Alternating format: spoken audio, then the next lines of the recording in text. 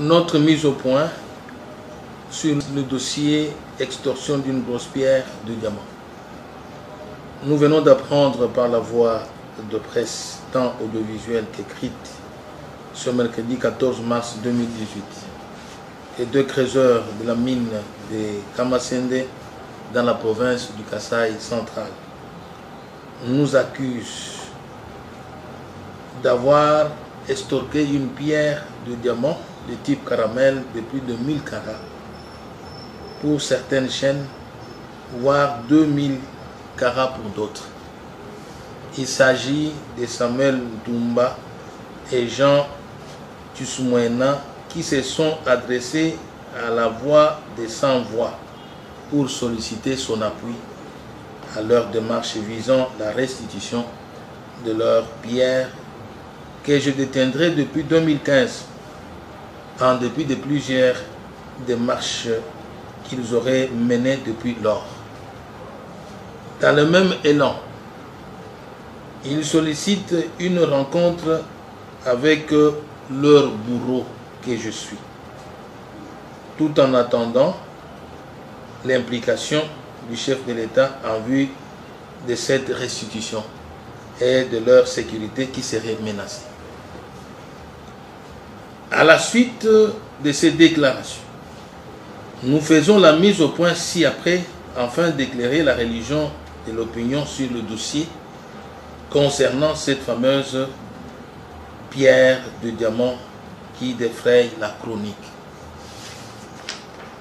En effet, pendant que nous participions à Kinshasa au Forum national sur la prévoyance sociale, nous avons été informés de l'arrestation par les services de la PNC Kasaï oriental d'un groupe de personnes venues de Dimbélé, province du Kasaï central, au sujet d'une grosse pierre de diamant. Cherchant à en savoir plus sur les causes de l'interpellation, la destination, le carrettage de la dite pierre, ainsi que sur le sort réservé aux personnes interpellées, nous avons saisi à cette fin le commissaire provincial de la PNC Kasaï oriental par notre lettre numéro 01/0018 /cab comspec /caor 2015 du 26 novembre 2015.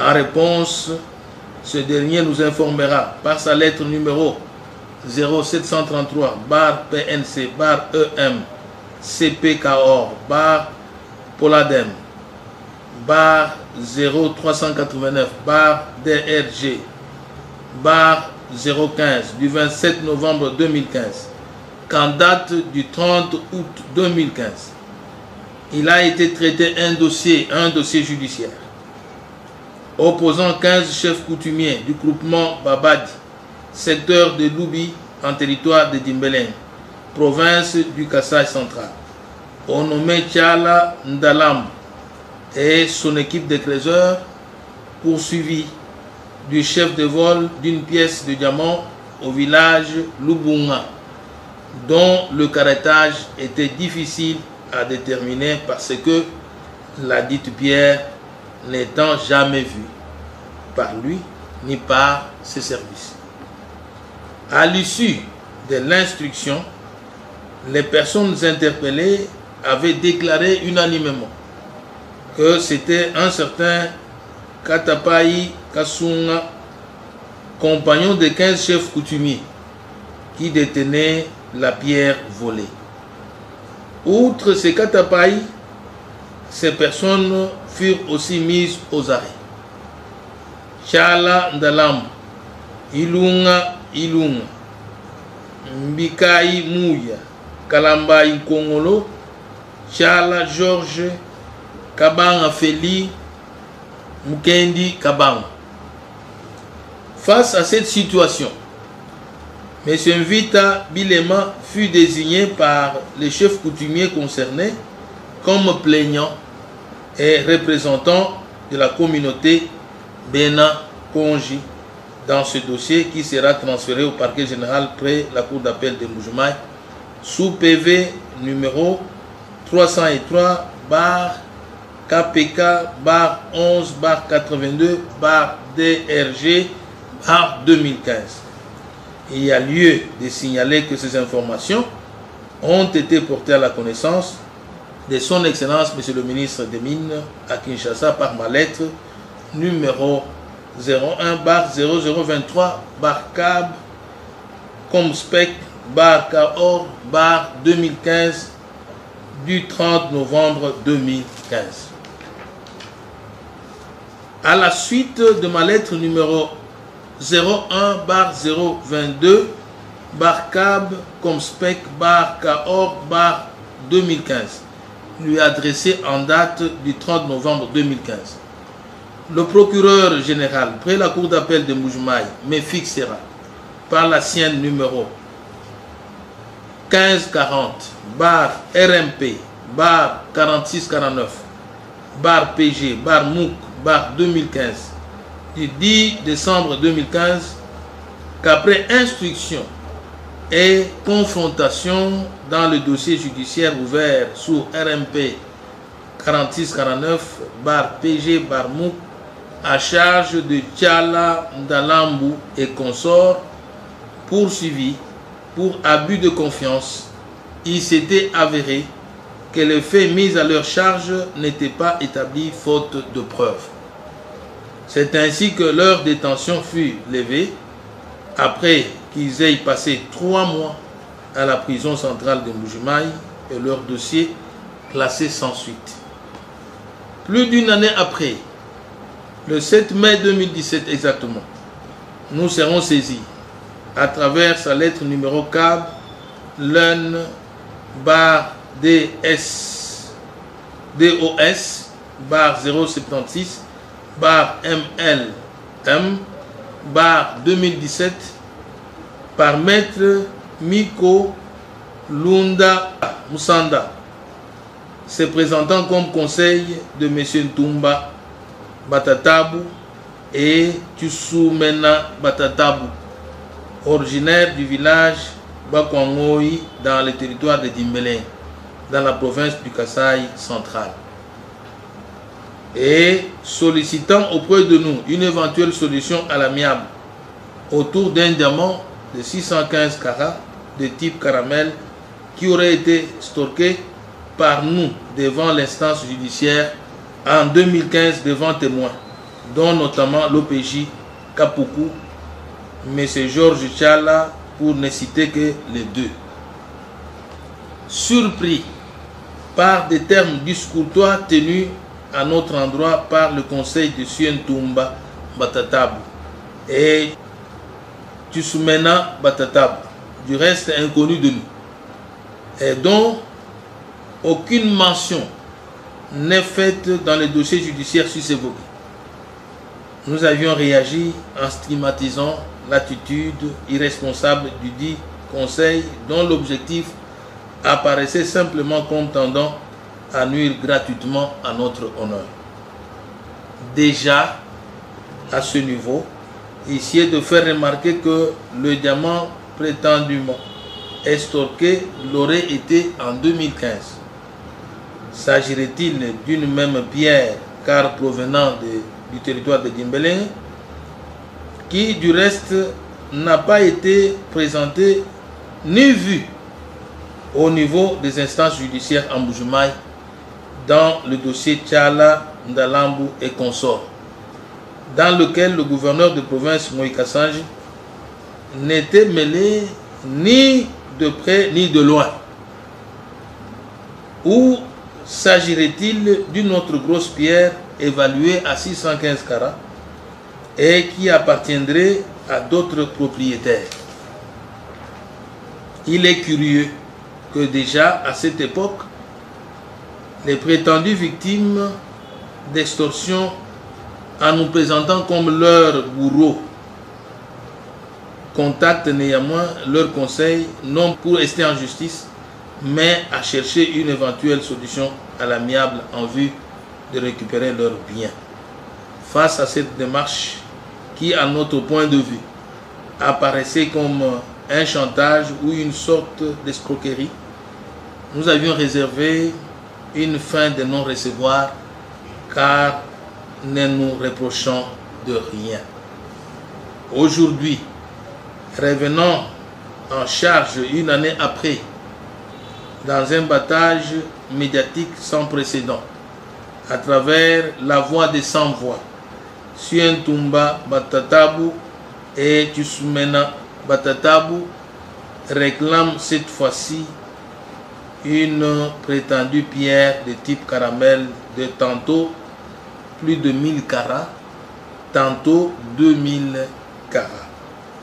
Nous tenons à informer l'opinion que le fait allégué et les personnes citées dans ce dossier à notre détriment sont inconnus de nous. Et le diamant en question est un diamant imaginaire. Dès lors, il apparaît que la démarche entreprise par ces deux individus ne constitue qu'une machination rocambolesque, tendant à souiller ma personnalité. Nous nous réservons donc le droit de saisir les juridictions compétentes afin d'obtenir réparation de tous les préjudices causés par ces quindans, apparemment manipulés par des mains obscures. Fait en Bujumaï le 14 mars 2018, Alphonse Moïse Kassanji, gouverneur de la province du Kasaï oriental.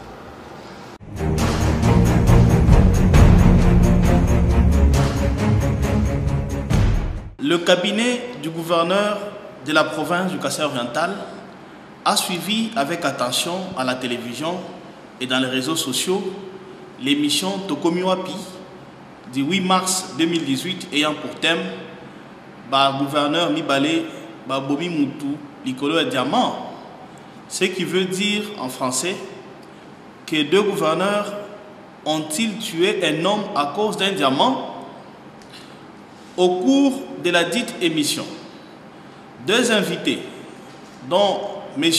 Vodou Ekita Oka Théodore et Mme Osako, et ayant ramené être membre de la famille d'un certain Olomi Hodi, creuseur de son état, et ayant ramassé une pierre de 35 carats à Lusambo, prétexte que le diamant aurait été extorqué par les gouverneurs Alphonse Moïse Kassanji et Berthold Ulungu. Toutes ces allégations ont été commentées et soutenues par le producteur de la dite émission, M. Eliezer Tambwe. D'entrée de jeu, il sied de signaler que les deux gouverneurs précités n'ont jamais collaboré dans le cadre des affaires privées. Face à ces accusations mensongères, incohérentes et graves, propagées dans la seule intention de nuire et de porter atteinte à l'honneur et à la dignité personnelle du gouverneur Alphonse Moïse Kassanji, son cabinet tient à faire la mise au point suivante. 1. Les personnes présentes dans cette émission sont totalement méconnues du gouverneur Alphonse Moïse Kassanji. Il ne les a jamais rencontrés et les faits qu'il présente avec une aisance surprenante sont globalement faux. 2. Pour preuve, le gouverneur Alphonse Moïse Kassanji ne s'est jamais présenté sur le tarmac de l'aéroport international d'Enzili pour accueillir une personne porteuse d'un quelconque colis de diamants. Les services de sécurité commis au dit aéroport peuvent l'attester. 3. Il n'a jamais ravi un diamant comme le prétendent les invités à cette émission et s'est dit par ailleurs surpris d'une supposée rencontre dans une forêt, Zamba en Lingala, à ma campagne, rencontre au cours de laquelle il aurait administré un coup au creuseur en question, car pour ceux qui connaissent Alphonse Moïse Kassanji, ce n'est ni son genre ni son caractère. Selon leur dire, les faits remontent à février 2017. Nous nous posons alors la question de savoir pourquoi avoir attendu une année après pour passer à cette émission si ce n'est pas dans le but de décrédibiliser cette autorité provinciale. Pourquoi avoir aussi attendu le décès du soi-disant porteur du diamant pour venir faire la dénonciation avec tant d'arrogance? 5. Les réponses à toutes ces questions démontrent que cette émission, dont le tournage a été financé par des mains obscures, a pour unique but de ternir l'image des marques du gouverneur Alphonse Ngoï-Kassanji. Nous en voulons pour preuve le chantage orchestré 3 jours avant la diffusion de cet entretien télévisé. Son producteur, Eliezer Ntambwe, a invité dans ses locaux de l'avenue Itaga à Kinshasa, en date du lundi 5 mars 2018 vers 13 h, 2 membres du cabinet du gouverneur Alphonse Ngoï-Kassanji. Dans leurs échanges, comme le confirment des éléments sonores, M. Eliezer Ntambwe a avoué avoir perçu de l'argent d'un Congolais vivant en Europe pour réaliser sa messe noire, ce qui prouve à suffisance qu'il s'agit d'une émission téléguidée. L'intéressé a même exigé une rançon de la part du gouverneur Alphonse Ngoï-Kassanji en échange de la non-diffusion de cette fameuse émission. Informé, le gouverneur Ngoï-Kassanji a préféré ne pas céder à ce chantage car ne se reprochant de rien. Mais ça commence à peser, à trop peser sur moi. C'est lui qui a envoyé l'argent parce que moi j'ai fait payer les gens. Parce que je dois payer l'espace. Je dois payer tout ce que je paye. J'essayais d'entrer en contact avant vous. Je ne sais pas si vous connaissez un certain Bayawamadi de Monadique. Oui, Bayawamadi, je me connais avec lui. J'étais avec lui. Et lui dit papa, je sais que tu es proche du gouverneur de Kassan. Il y a cette info parce que les jours qu'on m'a appelé, on était avec lui. Les jours qu'on a envoyé l'argent, il était ici chez mon bureau. L'élément est là. Cette famille me fait tellement pression.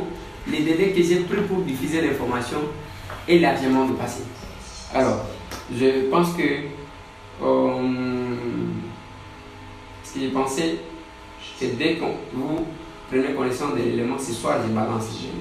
48 heures, c'est trop parce que je dois quand même me décharger de ce dossier ici. Mais si on doit voir les éléments, le gouverneur doit donner quand même son avis ou savoir s'il était au courant ou pas. Mais là, je suis en face, selon les témoignages que j'ai, dis-moi que je me trompe. Je suis en face d'abord de son conseil en communication, ça c'est un. De dire qu'il connaît comment les choses fonctionnent. Parce que lui est du domaine, il est censé connaître ce qu'il dit. Deuxièmement, je suis en face du tout-puissant conseiller du gouverneur, qui n'est pas n'importe quel conseiller. C'est le témoignage que j'ai eu. Oui.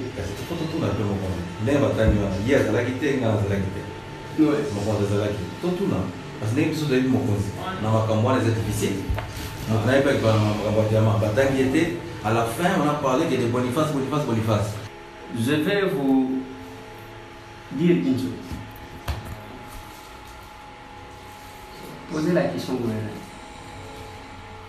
Et que lui vous donne son avis. Qu'il soit d'accord ou pas d'accord. Moi, je vais faire ça.